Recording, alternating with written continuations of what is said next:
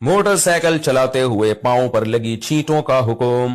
Motor cycle پر gutter کے پانی کی چھینٹیں پڑتی ہیں اور پھر سوکھ جاتی ہیں، اگر وہ پاؤں میں لگ جائیں تو کیا وہ ناپاک کہلائے گا یا نہیں؟ سیف صاحب کراچی سے۔ دیکھیں سیف صاحب، جب ہم پیدل چلتے ہوں یا بائک پر چلتے ہوں تو راستے کی چھینٹوں میں زیادہ غور و فکر نہ کیا کریں۔ حدیث میں ہے کہ نبی صلی اللہ علیہ وسلم نے فرمایا کہ حدیث کا مفہوم ہے کہ جو راستے کی جو ناپاکی ہے نا اس کو اگلی مٹی پاک کر دیتی ہے، او کما قال صلی اللہ علیہ وسلم۔ تو فقہاء نے اسی احادیث کی روشنی میں بیان کیا کہ راستے کی جو چھینٹیں ویٹیں یہ سب چیزیں پاک ہی سمجھی جائیں گی جب تک کہ 100% کوئی گندگی والا گٹر والا پانی آپ کو یقین ہے کہ یہ آپ کے کپڑوں پہ لگ رہا ہے۔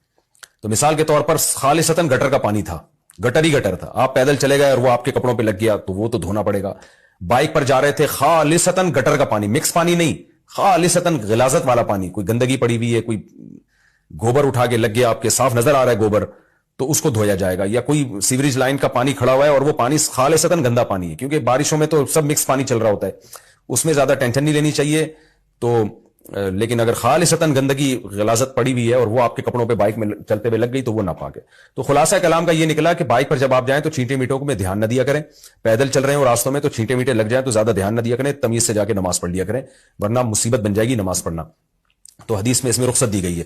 تو جب تک 100% یقین نہ ہو کہ گندگی ہی لگی ہے اس وقت تک اس چھینٹوں کو، اس راستے کے پانی کو، کیچڑ کو پاک ہی سمجھا جائے گا۔